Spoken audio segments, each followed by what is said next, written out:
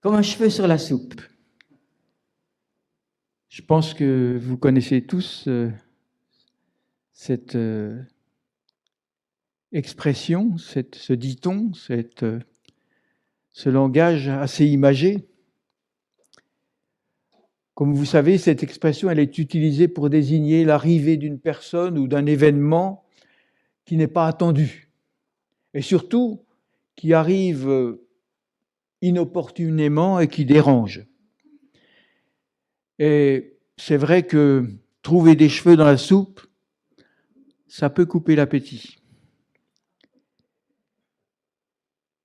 Je ne sais pas si ça vous est déjà arrivé, mais il n'y a rien de plus inconfortable que d'arriver à un endroit et de se rendre compte qu'on n'est pas souhaité. Non seulement pas attendu, mais pas souhaité. D'ailleurs, lorsqu'on n'est pas invité quelque part, il vaut mieux, avant de partir, prévenir les gens que l'on veut visiter de manière à ce qu'il n'y ait pas de malentendu. On peut se trouver dans des situations qui mettent mal à l'aise aussi bien ceux qui sont visiteurs que ceux qui sont visités. Et puis même si on apprécie toujours la visite des gens qu'on aime, nous ne sommes pas toujours en mesure de bien les recevoir. Il m'est arrivé de passer à l'improviste chez mon frère de Trévenant, et en même temps que j'arrivais chez lui, là-bas, je recevais un SMS sur mon portable qui me disait « Je suis devant chez toi, où est-ce que tu es ?»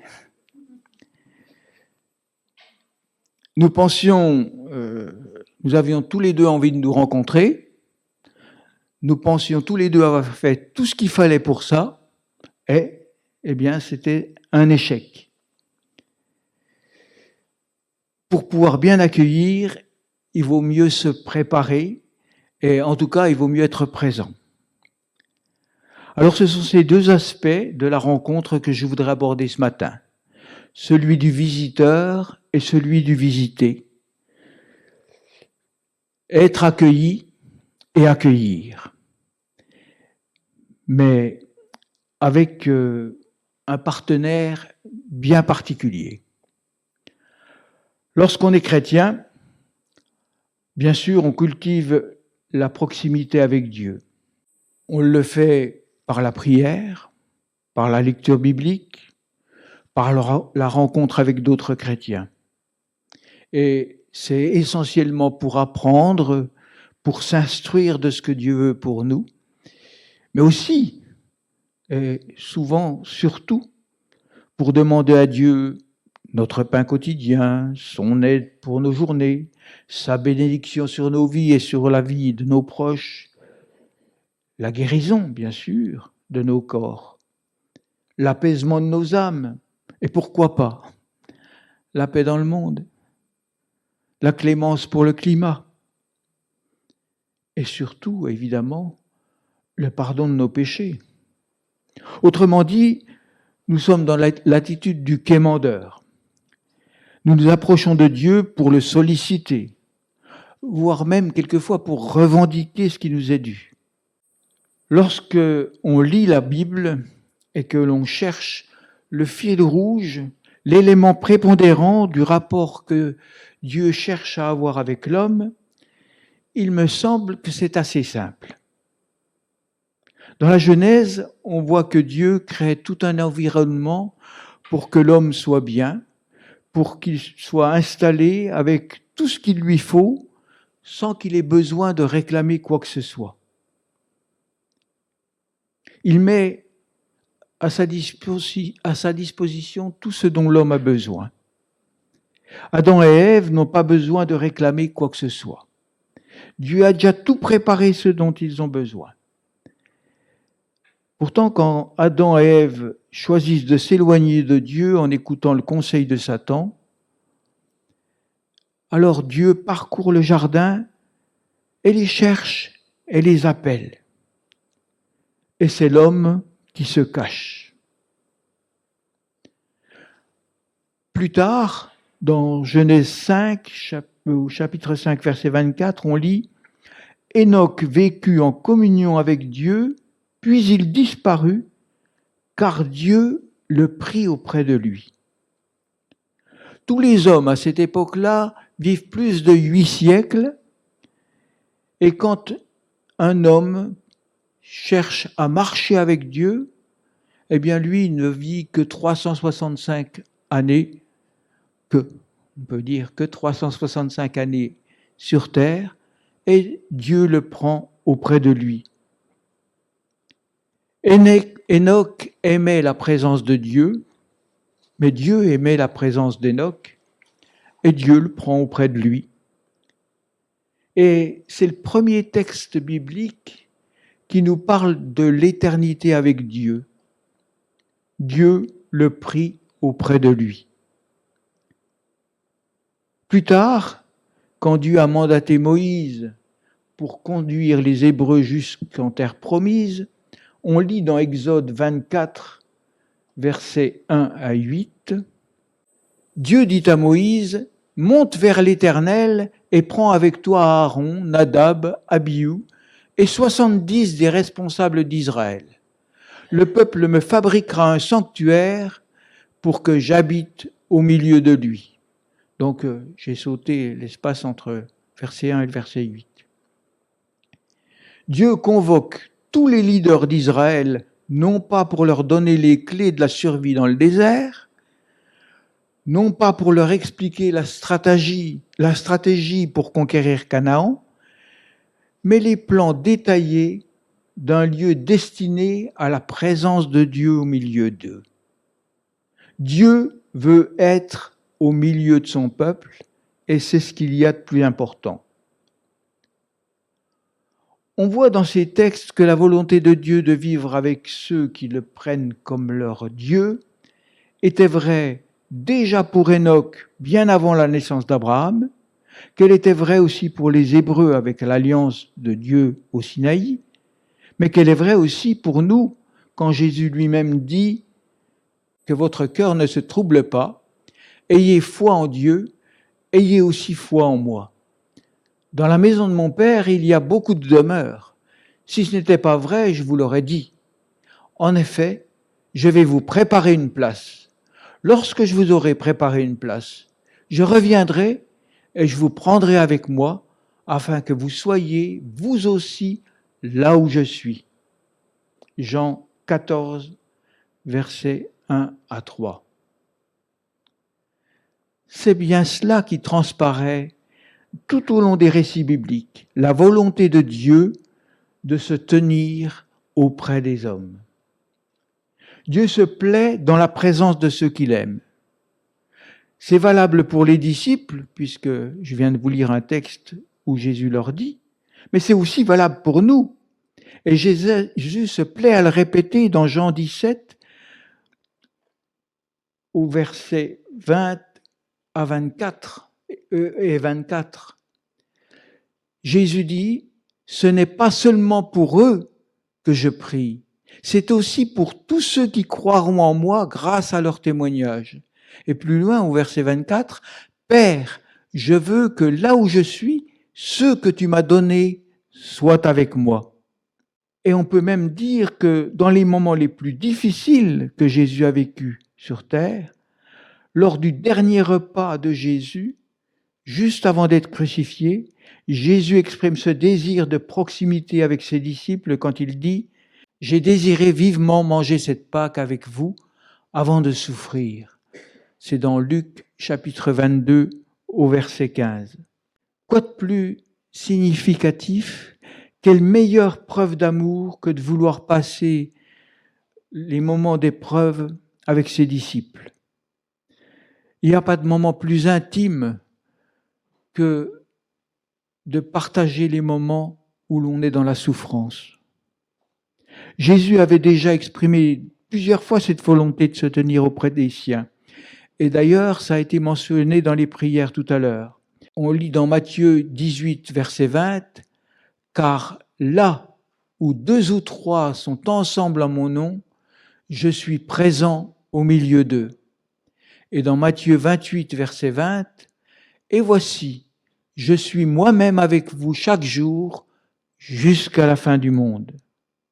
Le Dieu créateur, le Dieu sauveur se plaît en notre présence. Est-ce que ce n'est pas extraordinaire? Lorsque j'étais en entreprise, oui, parce qu'avant d'être en retraite, je travaillais quand même, et qu'il y avait un pot offert par la direction, eh bien, nous nous amusions beaucoup avec un collègue de voir certains employés chercher à se trouver le plus proche possible du PDG. Alors, ils utilisaient tous les stratagèmes pour se trouver sur son chemin et pour avoir l'occasion de lui adresser la parole. Et on pouvait lire la satisfaction sur leur visage lorsqu'ils arrivaient à capter son attention. Eh bien là, il ne s'agit pas du pouvoir illusoire d'un PDG quelconque, mais de Dieu lui-même, le Créateur, le Sauveur. Et en plus, nous n'avons pas besoin d'attirer son attention, c'est lui qui s'offre à nous. Et c'est lui qui veut passer du temps avec nous. Pas besoin de stratagème, il vient lui-même jusqu'à nous. Et pour répondre à tous nos besoins, nous ne sommes pas dans la situation de celui qui fait la queue à la boulangerie en souhaitant qu'il y ait encore du pain quand ce sera notre tour. Il y a du pain pour tout le monde avec lui. On peut se souvenir de ce que le Père dit au fils aîné dans la parabole du fils prodigue. Est-ce que vous vous souvenez de cette parabole du fils prodigue? Le Père, quand le fils aîné est fâché de voir l'accueil du fils qui revient, du fils qui a dilapidé tous ses biens, eh bien, le père dit au fils aîné, « Mon enfant, lui dit le père, tu es constamment avec moi. Tous mes biens sont à toi. » Cette phrase, elle est aussi pour nous. Dieu est constamment avec nous et tous ses biens sont à nous. Dieu désire être avec nous, partager avec nous tout, et il dit qu'il veut tout partager avec nous. Vous connaissez tous cette phrase dans l'Apocalypse. « Voici, je me tiens devant la porte et je frappe. Si quelqu'un entend ma voix et ouvre la porte, j'entrerai chez lui et je dînerai avec lui et lui avec moi. » Apocalypse chapitre 3, verset 20. Dieu n'enfonce pas la porte. Dieu se tient à la porte et frappe. Il est avec nous si nous ouvrons notre porte. Dieu désire partager avec nous notre maison, notre table, notre repas. Dieu, on l'a vu, nous accueille de la meilleure des manières, mais est-ce qu'il est le bienvenu chez nous? Les hommes ont créé des emplacements où ils situent Dieu, des temples, des lieux de pèlerinage, des endroits où Dieu s'est déjà révélé. En quelque sorte, ils se créent des espèces de fenêtres vers le ciel, des endroits privilégiés où rencontrer Dieu. Déjà Jacob, après sa vision de l'échelle, vous vous souvenez, eh bien, il avait mis une pierre pour marquer l'endroit. Et il l'a appelé Bethel, ce qui veut dire maison de Dieu. C'est dans Genèse chapitre 28, verset 16. Il cantonnait Dieu à l'endroit où il l'avait rencontré. Pourtant, plus tard, Salomon, dans sa sagesse, après avoir bâti le temple, il a dit « Mais quoi? Dieu habiterait-il véritablement sur la terre? Voici, les cieux et les cieux des cieux ne peuvent te contenir. Combien moins cette maison que je t'ai bâtie ?» C'est dans 1 Roi chapitre 8, verset 27. Oui, Salomon avait bâti un temple où on pouvait rencontrer Dieu, mais il était tout à fait conscient que Dieu n'était pas dans ce temple spécifiquement. Situer Dieu à un endroit n'est pas si innocent que ça. En fait, L'homme préfère un Dieu cantonné dans un temple. De cette manière, il peut aller le voir de temps en temps, quand il a besoin, quand il le juge utile, comme certaines personnes vont voir un vieil oncle fortuné pour avoir un peu d'argent de poche. Un Dieu omniprésent, omniscient, omnipotent, c'est peut-être un petit peu encombrant. C'est en tout cas encombrant si notre relation avec lui n'est pas une relation d'amour. Si c'est une relation opportuniste, à l'instar d'Adam et d'Ève, lorsqu'ils ont désobéi, eh bien, nous pouvons aussi avoir envie de nous cacher. Ce Dieu, présent aussi bien sur notre lieu de travail que dans notre chambre à coucher, eh bien, il en sait un peu trop sur nous peut-être.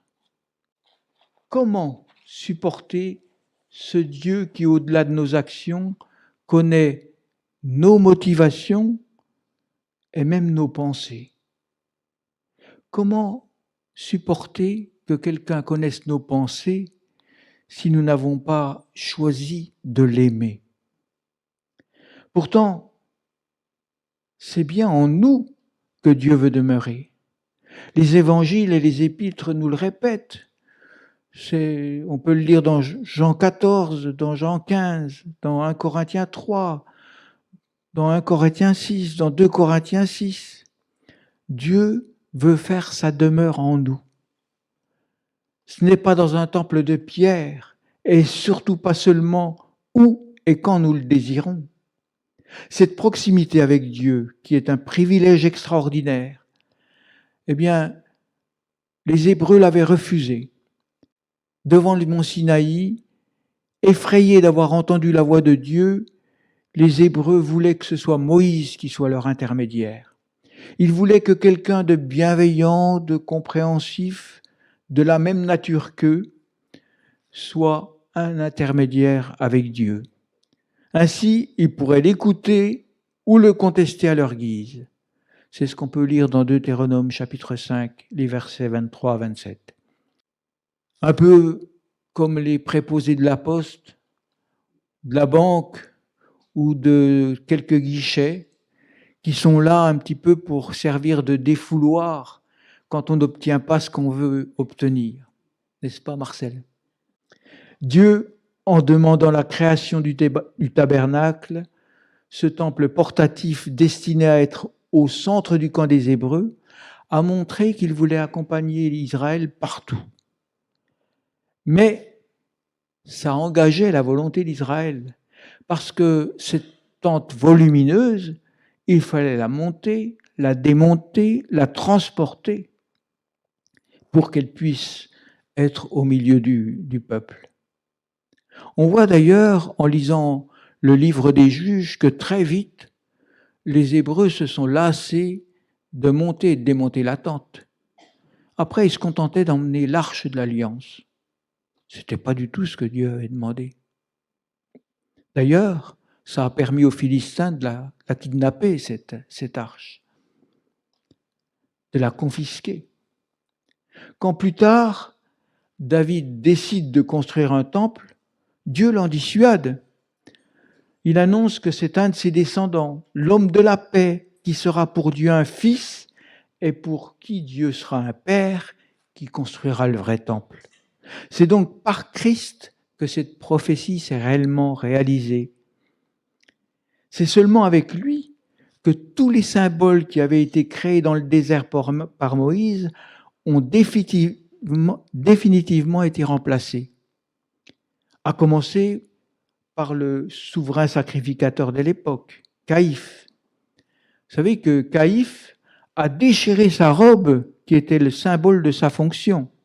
C'est ce qu'on peut lire dans Matthieu 26, 65. Pourtant, elle avait été faite avec une bordure pour qu'elle soit indéchirable. C'est ce qui nous est dit dans le livre d'Exode au chapitre 28. Vous savez aussi que la tunique de Jésus, elle, n'a pas été déchirée. Quand les soldats se sont partagés ses vêtements, n'ont pas déchiré sa tunique, dans Jean 19, verset 23. Et c'est Jésus qui est devenu le souverain sacrificateur définitif. C'est ce que nous dit le livre des Hébreux au chapitre 6, verset 20. Et ça nous était déjà annoncé dans l'Ancien Testament, dans le psaume 110 au verset 4. Ensuite, Dieu a déchiré le voile du temple, autre signe qui était la séparation, la barrière infranchissable interdisant aux hommes de s'approcher de Dieu. Et quant à l'arche de l'Alliance, eh bien, elle avait déjà définitivement disparu depuis longtemps. Pour finir, quelques dizaines d'années plus tard, le temple lui-même a été rasé. Tous les symboles qui avaient été créés dans l'Ancien Testament ont été supprimés. Tout ça parce que Dieu a décidé non pas d'être au milieu de nous, mais d'être en chacun de nous. Dieu a fait sa demeure dans chacun de ceux qui, par la foi, acceptent la libération du péché offerte par le sacrifice de Jésus. Et ça nous est répété dans Romains 8, verset 9, 1 Corinthiens 3, verset 16, Éphésiens 3, verset 17, Colossiens 2, verset 19, 2 Timothée 1, verset 14. Des fois qu'on n'ait pas compris la première fois. Tous les symboles de l'ancienne alliance étaient devenus inutiles parce que Dieu a décidé de vivre en chacun de nous. Le Christ est celui qui en même temps est devenu roi, sacrificateur, agneau et rédempteur. Plus de distance entre le Créateur et la créature. Il a fait de chacun de nous des chrétiens le temple où il veut habiter. Notre péché, qui était la barrière infranchissable, a été enlevé à la croix. Voici le but de Dieu, une proximité de chaque instant à ses enfants. Voici le but de Dieu, une proximité de chaque instant avec ses enfants. C'est en acceptant sa présence en nous, son droit de regard sur tous les aspects de notre vie, que nous jouirons de tout ce dont nous avons besoin. Est-ce que la présence de Dieu en nous est comme un cheveu sur la soupe? Ou est-ce que la présence de Dieu en nous, nous la savourons? Est-ce qu'elle nous dérange ou est-ce que nous la recherchons? Jésus disait à la foule qui était venue le questionner sur Jean-Baptiste, « Quand nous avons joué de la flûte, vous n'avez pas dansé. Quand nous avons chanté des airs de deuil, vous ne vous êtes pas lamenté. » En effet, Jean est venu, il ne mangeait pas et ne buvait pas de vin, et qu'a-t-on dit? Il a un démon sur lui. Le Fils de l'homme est venu, il mange et boit, et l'on dit cet homme ne pense qu'à faire bonne chère et à boire du vin. Il est l'ami des collecteurs d'impôts et des pécheurs notoires. Et cependant, la sagesse de Dieu se fait reconnaître comme telle par les œuvres qu'elle accomplit. Matthieu 11, verset 17. 17 à 19. Ce texte nous montre que Dieu veut être proche de l'homme, qu'il veut partager ses joies et ses deuils, ses fêtes comme ses peines, mais que l'homme refuse cette convivialité que Dieu lui propose. La question qu'on peut se poser, est-ce que ma vie est la même? Est-ce que mon comportement est le même? Est-ce que mes soucis, mes angoisses, mes questions sont les mêmes si je sais que Dieu est en moi? Est-ce que nous prenons par la foi cette affirmation de la parabole que j'ai mentionnée tout à l'heure, de Luc 15, « Mon enfant, lui dit le Père, tu es constamment avec moi et tous mes biens sont à toi. » Si Dieu est auprès de nous, toutes les demandes, tout ce que nous quémandons, comme j'ai dit tout à l'heure au début, ça a le même impact. Vous savez, quand vous faites une demande par écrit, que vous l'envoyez, c'est pas la même chose que quand vous avez quelqu'un en face de vous et que vous lui demandez. Si quand nous prions, nous sommes conscients de la présence de Dieu auprès de nous, Peut-être que nous ne demanderons pas les mêmes choses déjà, et peut-être que nous aurons un peu plus de foi d'être entendus. Dieu est présent vers nous, en nous, et ça change tout. Si nous ne ressentons pas cette présence, si nous n'avons pas envie de danser quand Jésus joue de la flûte et quand nous ne sommes pas dans le deuil avec ses complaintes, s'il n'est pas présent vers nous, c'est à cause de quel obstacle? Quel est l'obstacle dans ma vie qui m'empêche de jouir de cette proximité de Dieu? Moi, je vous propose de nous incliner maintenant et de réfléchir aux obstacles éventuels qui m'empêchent de jouir de cette présence de Dieu avec moi, en moi, à chaque instant. Qu'est-ce qui m'empêche de croire par la foi que la volonté de Dieu, c'est mon bien, c'est peut-être mon salut, si ce n'est pas encore obtenu, c'est peut-être ma guérison, c'est peut-être une vie différente. Quel est l'obstacle qui m'empêche de parler à Dieu et de voir dans son regard la réponse qu'il me donne? Vous savez, quand on a quelqu'un en face et qu'on lui demande quelque chose, on sait tout de suite s'il va nous le donner ou pas. Nous devons pouvoir ressentir ça de Dieu. Alors je ne dis pas que pour moi c'est tout clair et que je vous demande de participer à mon éclaircissement, non. Je vous dis que moi-même, quelquefois, je me sens loin de Dieu. Et c'est pas normal. Seigneur, viens au secours de mon incrédulité et permets-moi de jouir de ta présence à chaque instant, dans les bons moments comme dans les mauvais moments, dans les moments de deuil, de souffrance, dans les moments de joie, d'espérance. Vous voulez incliner vos têtes? Seigneur Jésus, il y a des obstacles que je connais. Quelquefois, je sens les obstacles que je mets entre toi et moi. Quelquefois, je sens mon impatience, mes colères, mon orgueil et tout ce qui m'empêche de jouir de ta présence. Seigneur Jésus, tout cela, je veux le laisser, je veux l'abandonner. Je veux que tu remplisses mon cœur, Seigneur. Je veux que tu remplisses mon être tout entier. Et Seigneur, je voudrais tellement que mes frères et sœurs, comme moi, ce matin, en disant « Amen, Seigneur », enlève tous ces obstacles.